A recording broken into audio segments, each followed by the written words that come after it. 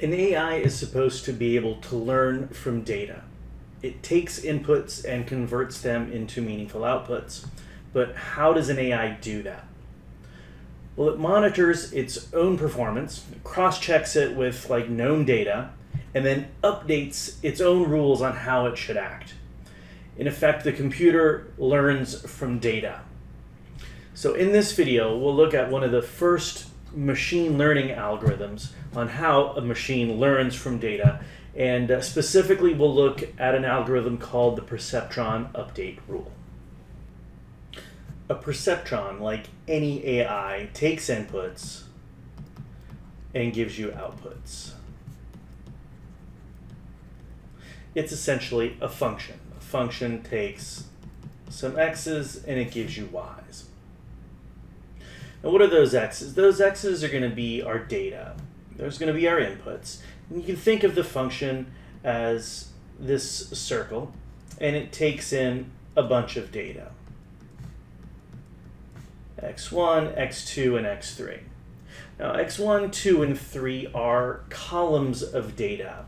Maybe you've got data on cars, and you've got the miles per gallon, the headroom, the trunk space,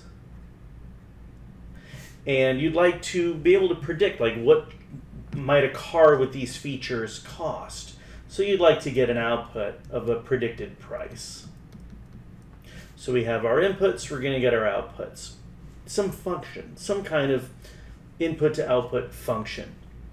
But we don't really know anything about this function. It's, there's definitely some relationship between miles per gallon and price, but we don't exactly know the nature of that. So we're going to have the computer kind of work through the data and come up with a fairly good guess of what, given miles per gallon and headroom and trunk space for a random car, what it thinks the price should be. So what's the general approach? Well, this here is our simple model of a perceptron. And the procedure is we take our inputs and we assign some kind of weight to them. Initially, that weight is just kind of going to be a random number. So we'll just call that W1 as the weight that applies to this first variable, x1. The weight for variable W2, for x2 is called W2, and the weight, W3, that attaches to variable x3, and so forth. So here I just have three variables. And what we're going to do is make an assumption here that the relationship between miles per gallon, headroom, and trunk space and price is linear.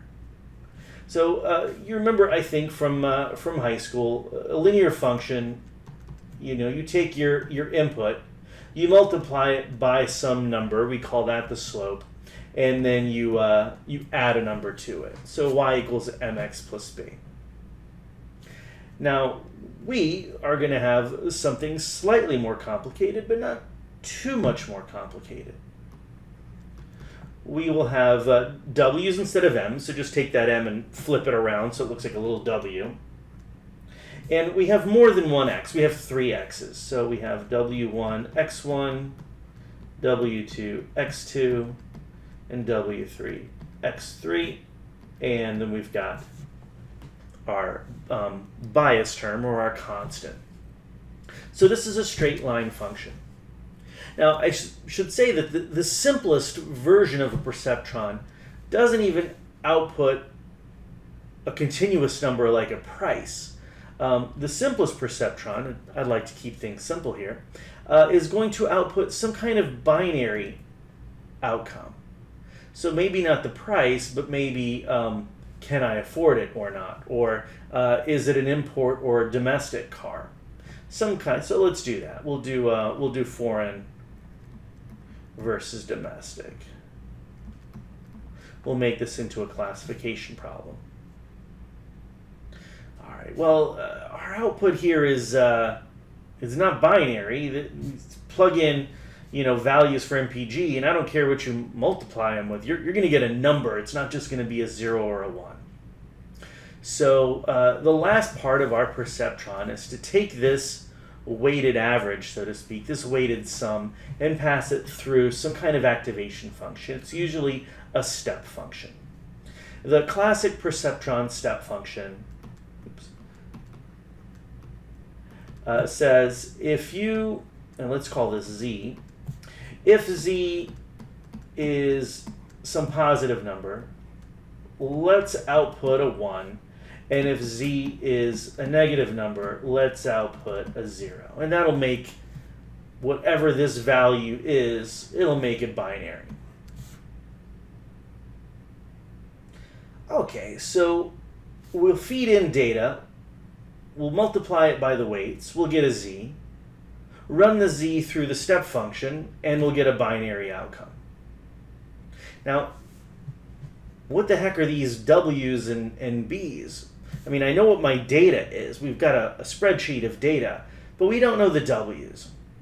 The idea is if we have enough data on foreign and domestic cars, we can actually ask the computer to figure out what good w's will work.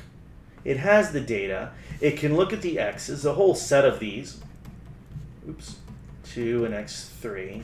It's got columns and columns of data. It has the y as well. It knows whether the cars are foreign or domestic. And it can try out a random set of weights and biases, these w's and b's.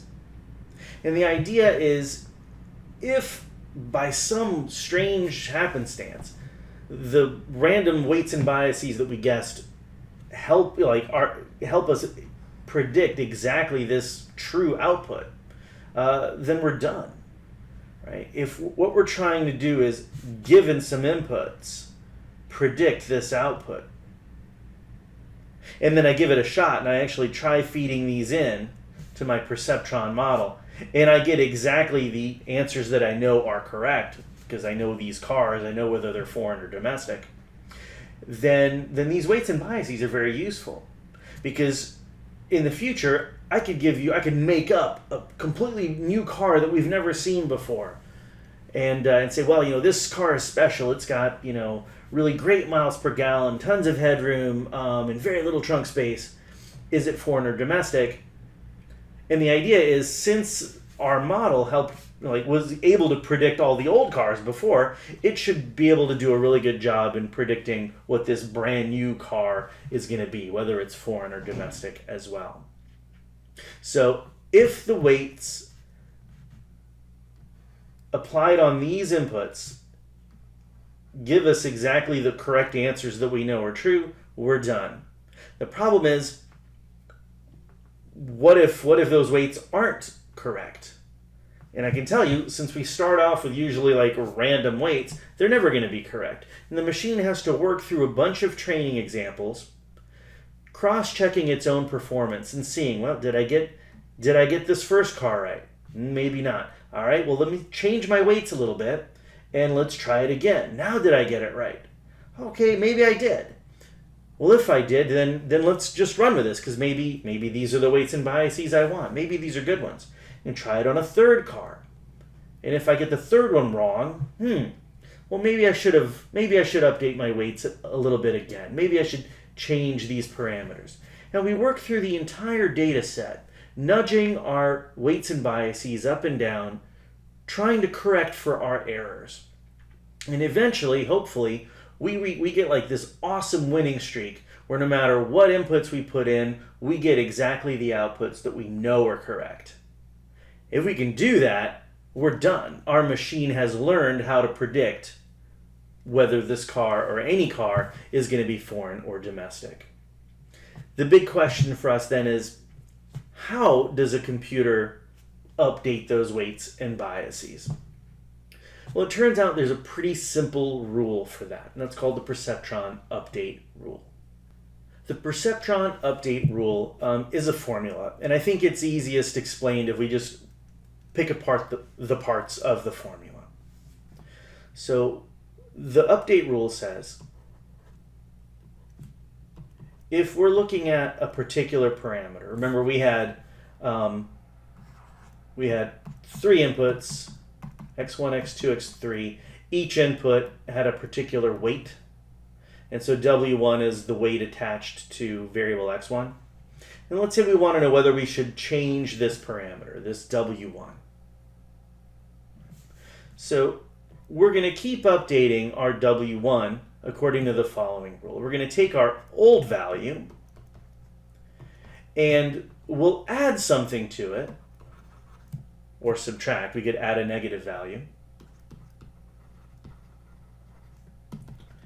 If we were wrong, if the AI was wrong, if it made an error. The idea is, if the AI is working without any errors, there's nothing to change, right? In which case, we would just have the same old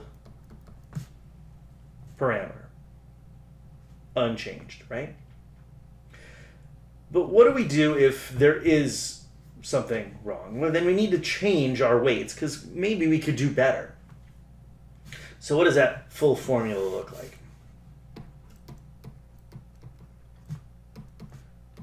W1 old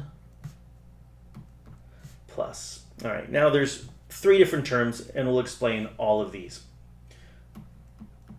First, the error. Then the value of the variable that parameter is attached to. So here we're looking at weight W1. It was attached to variable X1. Right. So we need to change the weight that we attach to a variable, and it makes sense that the value of the variable itself is an important thing to consider. Then we're going to have something called a step size. Sometimes some textbooks will use an alpha, sometimes they'll use the Greek letter nu. Alphas are easy to write. I'll explain that in a second. Now we said we're doing prediction, and let's just say that our prediction is a 0 or a 1. So binary prediction. And what are these X's? We could have miles per gallon, headroom, and trunk space. So we're going to take continuous values for X's and we'll spit out a binary 0 or a 1. Now we have data on this. Right? We have a whole list of cars with their miles per gallon, headroom, and trunk space. And we also have data on whether it's foreign or domestic. I promise that says domestic. So we have data. We got a bunch of zeros and ones. And the idea is that we'll pick a candidate car, the first one, let's say, and we'll plug in the values for miles per gallon, headroom, and trunk space into our perceptron model. So we feed them into here, and we get an output. So we do the whole W1, X1, W2, X2, W3, X3, plus B. We get an outcome. Then we feed that Z into an activation function, our step function, and we get either a 0 or a 1, and that's our guess.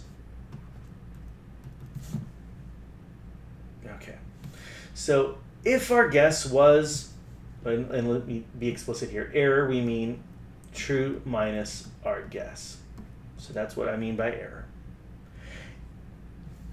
If we feed in these values here, whatever those numbers are for miles per gallon, and we go through this whole rigmarole with our weights and biases, feed it into the activation, we get an outcome, we get a 0, and the truth was also 0, right here, there was no error, right? We would just have a 0 minus a 0, which is just 0. This whole thing would cancel, and we're in our familiar territory. The problem is what happens if the truth was 0, oops, but our guess was something different. Let's say a 1. Well, now we have error. Right. Now, the error is 0 minus y hat, our guess.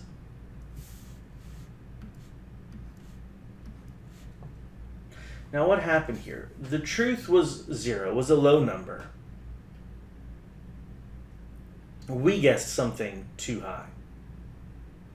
All right, so what we need to do is push our guesses down. Right? We guessed 1, it should have been a 0, so we need to push our guesses down. So 0 minus 1, heck, that's just a minus 1. So you can see that we're going to take our old weight and we're going to add something that's negative to it. In other words, we're going to decrease that weight. Right? So that hopefully the next time when we try some different values, our guesses won't be too high. Okay. Now the other component here is the value of x1 because we're looking at weight w1.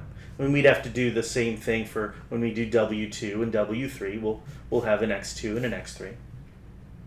And then this parameter here, this alpha, is called a step size.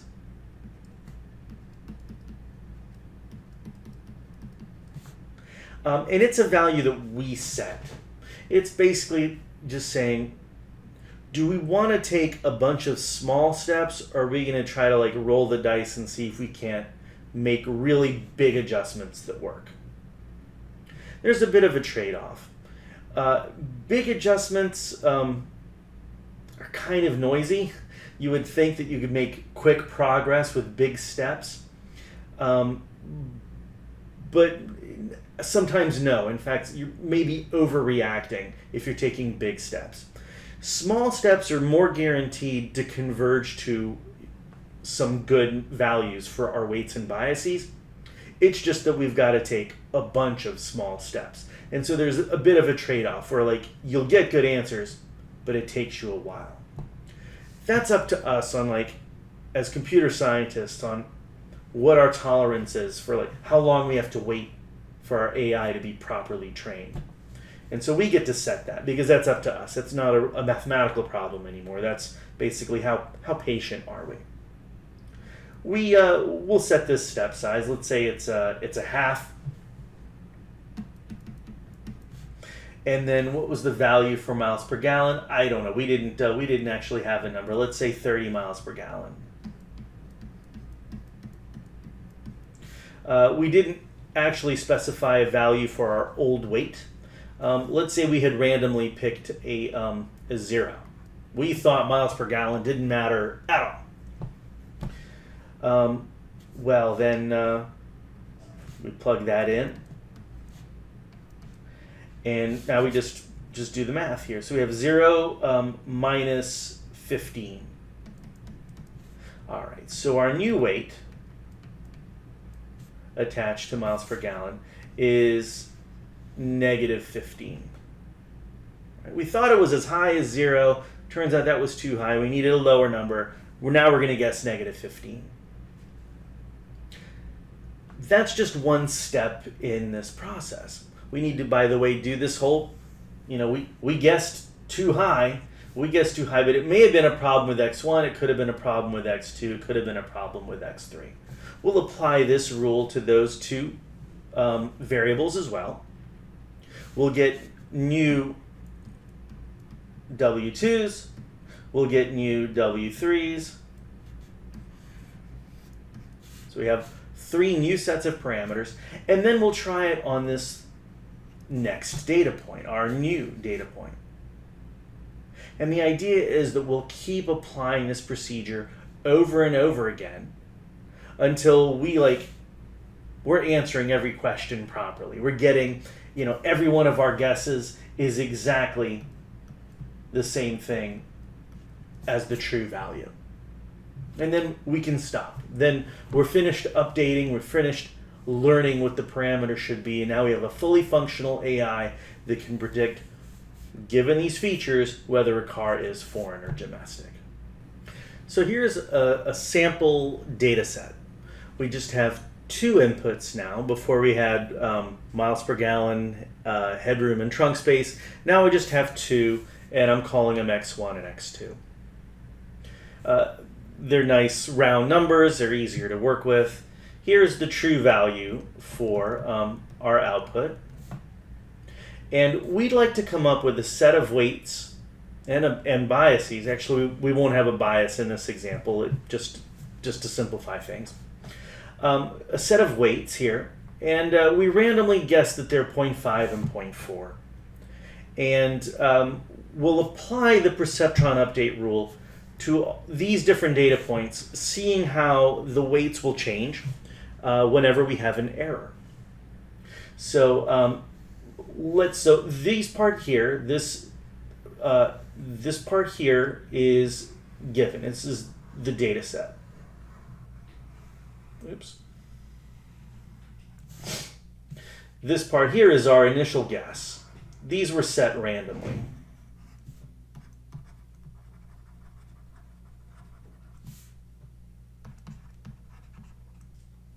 And we'd like to see how these weights work. And if they work, we won't change them. If they don't work, we're going to need to update them. So let's apply these weights to these inputs and see what our prediction is. We need a y hat. I've already worked it out for myself. It's a 0, but let's see why that's the case. And as I said, this model won't have a bias, just to keep things simple. All right, so we're going to take Adam's data, just Adam's, apply these weights, do our step function, and see if we get a 1. And it turns out we're not going to, but let's see that in action. So we need weights multiplied by the data, some bias, but I'm just going to set the bias equal to 0. Now let's plug in our values for W1 and W2. We have a half and a fourth. And we'll plug in our values for X1 and X2. So what does that equal? Well, we have a negative 0.5 plus a positive 0.4. So that's a negative 0.10. And then we apply our step function. Basically ask ourselves, is this a positive or a negative number? We see that it's negative. And since it's negative, that means our best guess, our output, is going to be a 0. Negative means 0. And yeah, that's where this number here came from. Now, the true value was a 1. Our guess was a 0. So there's error. The error is y minus y hat. In other words, true minus our guess. So we have an error. That means that something went wrong, and we should not keep doing that wrong thing. We should change our weights. So there's two weights that we need to change. We'll start with W1. All right, so here's the update rule again. Our new guess for what W1 should be is going to be equal to our old guess plus something. It's our step size times the value of the input tied to that weight. So W1 goes with X1. And then we're going to multiply that by the error.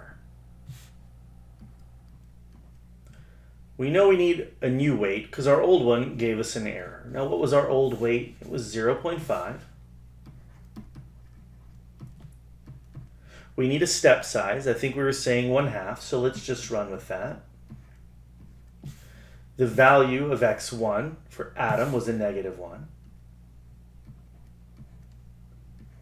And then the value for our error was a 1. So we just plug all of this in, and we get 0.50 plus 1/2 times negative 1 is a negative 1/2. And so our next weight should be a 0 for W1. Now, we also need to consider that the error might have been because of W2, of X2. So we need to update that one as well. We apply the Perceptron Update Rule one more time. So now we apply that rule to our second weight. But the formula is really the same. We're just going to take our old weight and then add something if there was an error. And that should be a 2. So we take our bad old value of our weight, which was 0.4, the one that didn't work. We plug in our step size. The value for x2 for Adam was a 1. And our error was a 1 as well. So that means we have 0.40 plus 1/2, which is a 0.90. Okay, so that's what our new W2 should be. All right, so let's fill these in then. Our new weight for W1 should be a 0. And our new weight for W2 should be 0.90. Okay. All of this happened with just one data point. In other words, we tried guessing for Adam. It didn't work. Maybe we can change things a little bit. All right. So now maybe the next time we try something, maybe things will be better. Well, the next time we try something is basically Bobby. We need to plug in Bobby's information and see if we can get out the correct thing, which is a 0. Now, what weights do we use? Well, our new weights. We're going to use a 0 and a 0.90. All right, so we'll apply these new weights to this new data point, and we'll get a prediction. If our prediction is correct, great, don't do anything. If it's not correct, then we need to update some more. So let me clear my screen, and we'll work through another iteration of this. Okay, so my screen is clear, and now we can get on with the calculation. We're trying to figure out, with these new weights now applied to Bobby's data, what kind of prediction do we get, and is it correct? All right, so we need to calculate our weighted sum,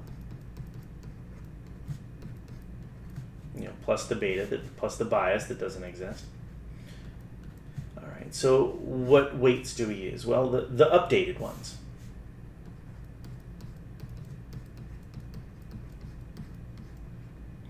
What value of x1 do we use? Well, now we're applying it to Bobby, and so we need to plug in x1 and x2 for Bobby. And those happen to be 1s, which are nice numbers. All right, so 0 times a 1 is a 0. 0.9 times a 1 is a 0.9.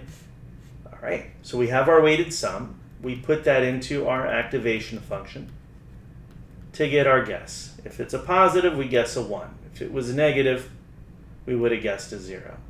But here we see that our guess was a 1. So that's our quote-unquote prediction. Now we've made another error because the true value was a 0. We guessed a 1. So the value for our error is y minus y hat. In other words, true minus guess, and our true value was a 0, and the y hat was a 1. It was this one right there. So now our error is a negative 1. Okay, we've made an error, but that's okay. We know how to update our weights so that hopefully we'll stop making so many errors. We apply the Perceptron Update Rule. Again, we do that to each parameter separately. We'll start with W1.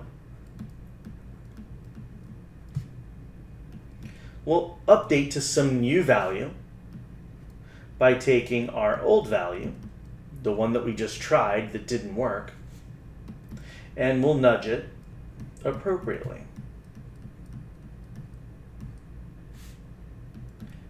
so what value didn't work? This is 0.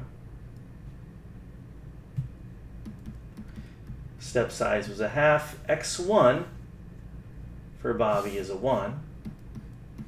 And our error was a negative 1. So we have 0, which we can ignore, plus 1/2 times 1 times negative 1. So that's a negative a half.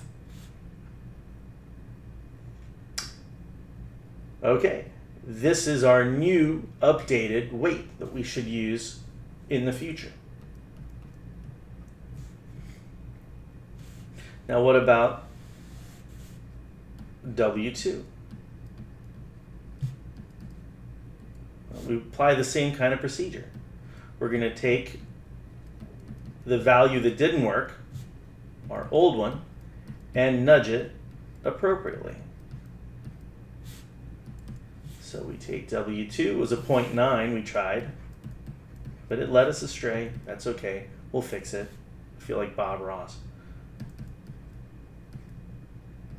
X2 here was a 1 for Bobby, and the error was negative 1. Okay, so we have a 0.9 minus a half, minus the 1/2. So 0.40.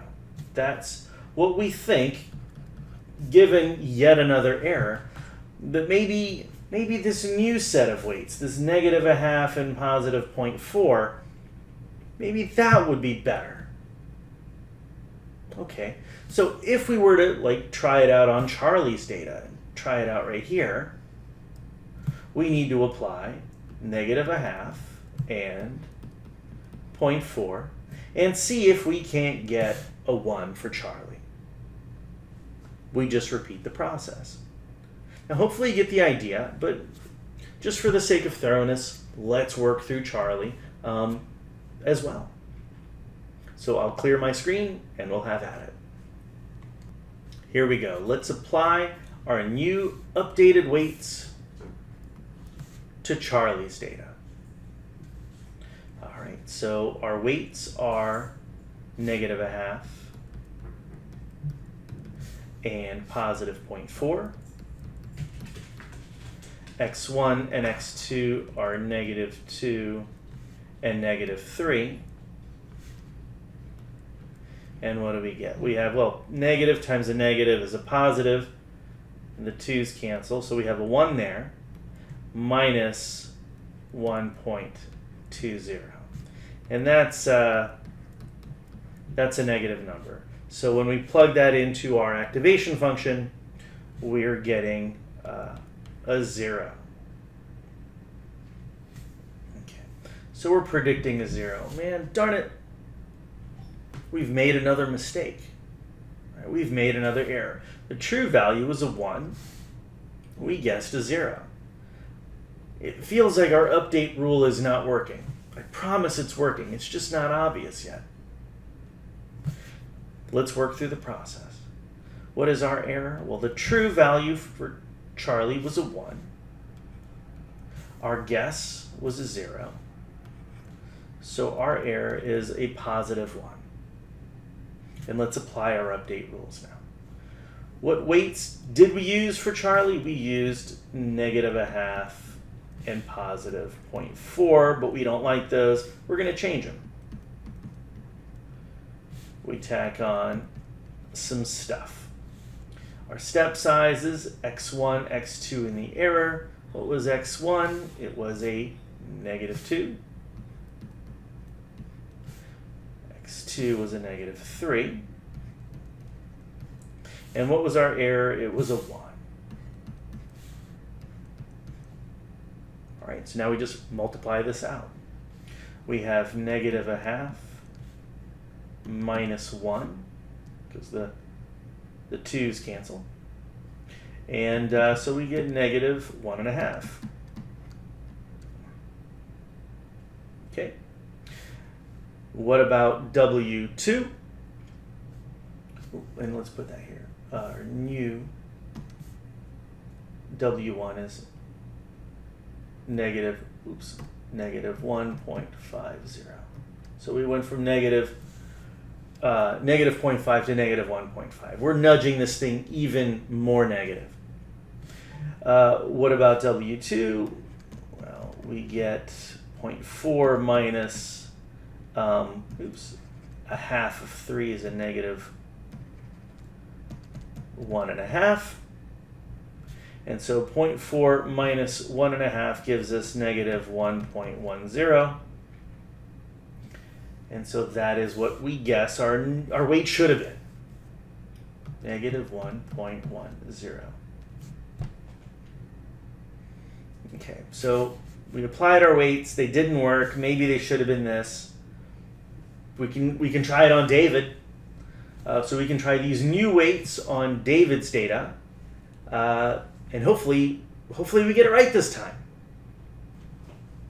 Now, what I'd like to do is do David's in just a moment, but I'll do it in Excel because that'll help us speed up a little bit of this process, and then you'll see how the update rule actually will give us to a place where we can actually predict Y appropriately. So I'll pull up Excel. Give me a second. Okay, so we have the same information, but now in an Excel spreadsheet.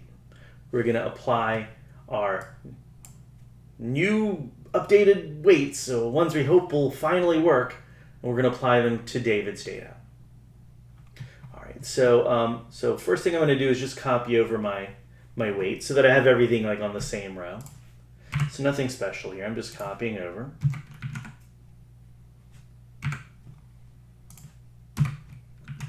And then Z is just the weighted sum of my inputs. So W1 times X1 plus W2 times X2. W1 times X1 plus W2 times X2. We get a positive number. That means our prediction should be positive. So if whatever is in here is a positive number, we'll return a 1, otherwise we'll return a 0. And we get a 1. Okay, now were we correct? No, we were wrong again. Right? The truth was a 0. We predicted a 1. So what's our error? It's true minus predicted. It's Y minus Y hat. So it's going to be the value here minus the value in this cell. The negative 1. So like we underguessed, we overguessed, we underguessed, we overguessed. It doesn't really feel like we're making progress, but I promise you we are. All right, now let's apply the update rule yet again. All right, so what was our update rule? Our new value for the weight is going to equal the old value of the weight plus a half, that was our step size, plus X1, since we're dealing with W1, times, I should have said, and then times the error, which is right there in J5. Okay, so our weight for W1 keeps dropping. What happens for the weight on W2? Let's do the same old thing. Our new weight is going to equal to our old weight plus a correction factor. So that was our step size times the value of the variable times the error. Okay. So we had been going down, down, down, but now maybe we went too far down. Now we're going to try to nudge it up a little bit. Now, it really doesn't feel like we're getting any better at this. In fact, I mean, it just keeps alternating, right? Error positive, error negative, error positive, error negative. I wish we had more data. We don't. So what do we do? Well, at least let's see if now with these new updated weights, now can we guess what Adam's value was and Bobby's and Charlie's and David's? Let's work through the data that we've got one more time. By the way, every time you work through the data, each time you work through the entire data set, that's called an epoch or an epoch. So that's what that is right there. Okay, so basically what I need is another epoch of data. So let's take our data set, and we'll call this epoch 2.